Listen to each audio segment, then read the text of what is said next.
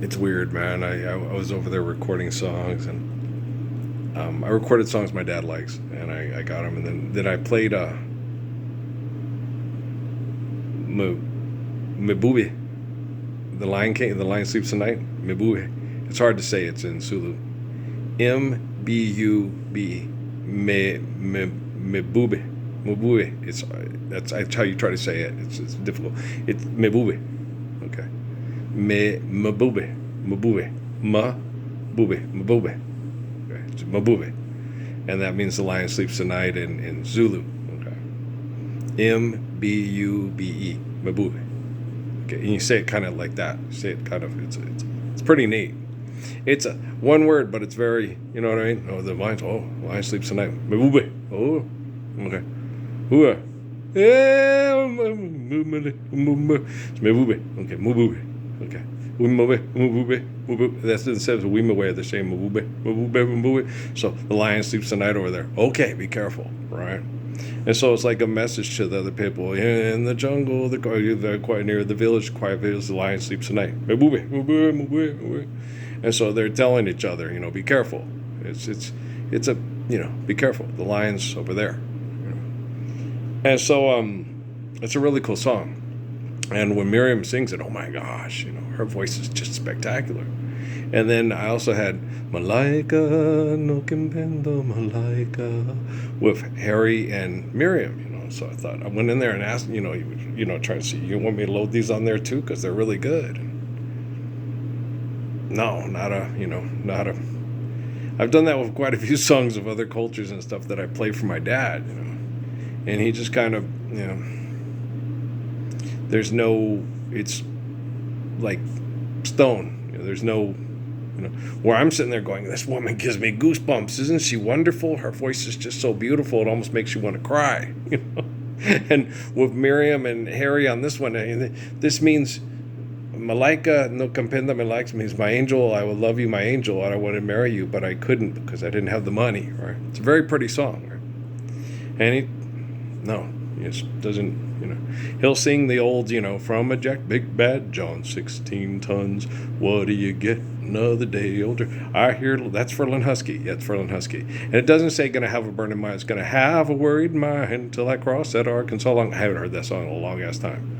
But I went and looked it up. It's Ferlin Husky who sings On the Wings of a Snow White Dove. Right. And so it's Ferlin Husky, y'all, who sings, and it's gonna have a worried mind till I cross that Arkansas line.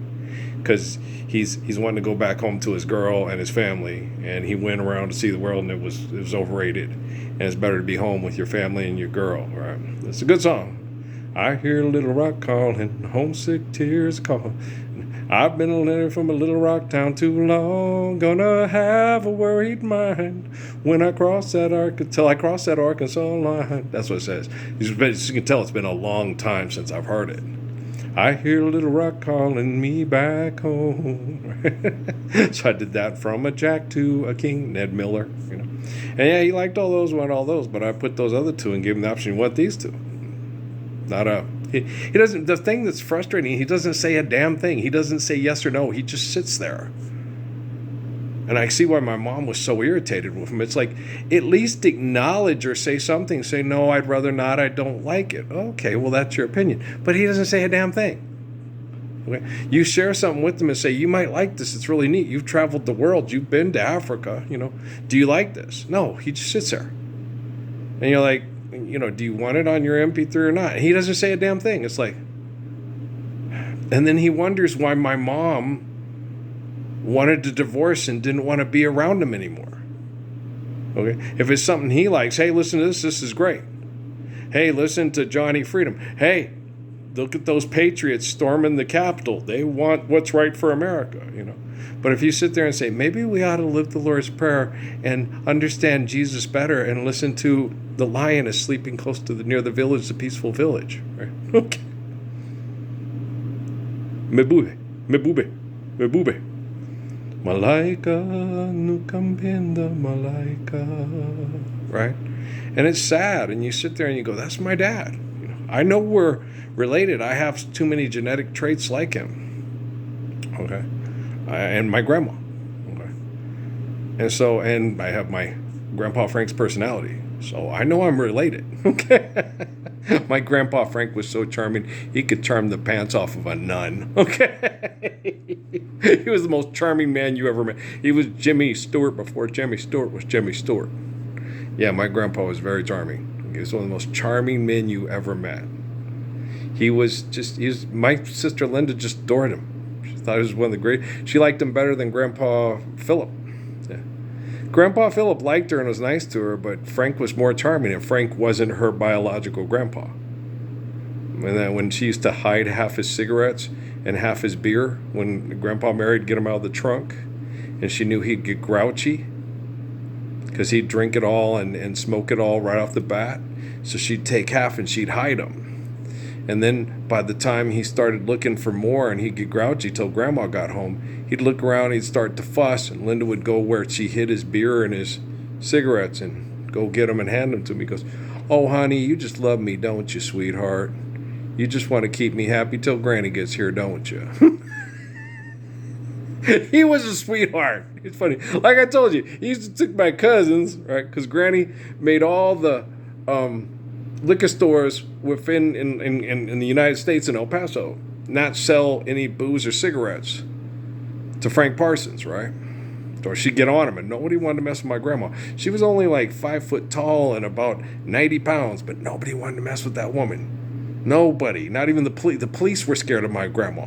When the guy who is Joel's biological, okay, was harassing my dad in the car, and my grandma went down to the police station and says, he drives like a little old lady, and I'm the one who's the, little old lady from Pasadena. If anybody's speeding in that car, it's me. So pull me over, but leave my son alone. And I tried to explain to Grandma, the sergeant who was having sex with Priscilla, okay,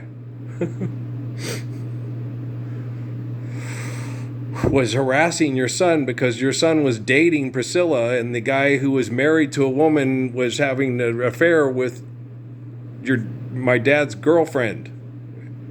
And then Dad had to marry Priscilla because she got pregnant with the sergeant of the El Paso Police Department's kid, and then they got pregnant with Ducky while she was married to Ralph, and then Dad got 2 jobs to support the kids and came home one night and found that sergeant on top of his wife, called her a slut, and the sergeant standing behind his wife, punched him in the face, broke his nose, and then called the police department to arrest him for assault on his wife. Yeah, see why he's not always the nicest guy about women and gets real mad about women? Yeah. Clean heart, clean. He straightened his belt with a lover's touch. Loved his mother and his sister. Luke and John, called him Mr. Little Janet, said he looked so fine, so fine. Said, I'm going to go get you the things that are out of your clutch, right? Yeah, my dad didn't have the easiest life in the world, being a good-looking, really good jock in El Paso with a bunch of frustrated, not-so-attractive jocks at the El Paso Police Department and a bunch of pissed-off Mexicans that were jealous of him because he was white and a better athlete than their kids. I know a lot of things. Me and my dad had to go through a lot of very similar things. And then a lot of times he gets mad at me and jealous of me because he thinks I'm saying I'm Jesus and better than Jesus. And like my mom used to say, Ralph, you're not Jesus. And your son's a better man than you. And I was like, I don't think it was that. I don't think I was meant to be. I think we were all meant to live the Lord's Prayer and accept it without fear. But I think fear from being abused by these authority figures and these aggressive sex cult members, if you're afraid of dying, you'll capitulate to the cult. And then you'll invent a God in your head you call God that's Jesus in your head.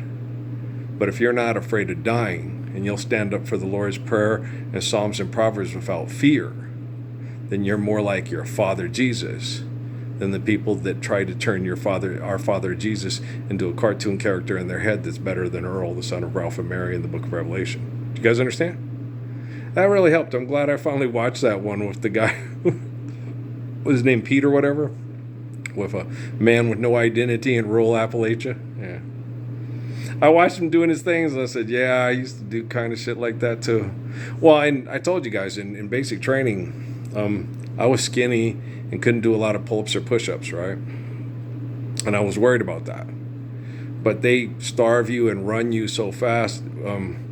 By 2 weeks into basic training, I was 130 pounds and could do 50 or whatever pull-ups real easy because I didn't have nothing to lift, and could do push-ups real easy because I was 130 pounds. And then when we did the, because I never obsessed or compulsed on jogging, Jesus always told me not to. Then when we went through the confidence course, I was running against Daryl Hawkins. Andy Hydro was the next closest to me, Andy Hydro and Daryl Hawkins. And they were like 45 minutes to a minute behind me. 45 seconds to a minute behind me. Sorry, 45 seconds to a minute behind me. I went through that confidence course. And they didn't have the water things that day because it was too cold. Or I might have even, probably would have gone ahead by like 2 minutes or 3 minutes ahead of everybody else if they had the water course. I probably would have gotten through quicker. Because I was light and like a rail and just a flying monkey. They all said that, damn, Parsons, you look like a flying monkey through that. Like, yeah, I know. You should have saw me in the mulberry tree and the what was it, an elm tree? The elm tree, the mulberry tree, mostly the elm tree and the mulberry tree in my front yard on the ditch bank at the adobe built by the old Hindu, just west of San Pablo and just southwest of Mesilla. I was a little flying monkey. When I didn't want to do the swing thing, my brothers and my sisters made me do that, made fun of me because it made me scared because I don't like being out of control.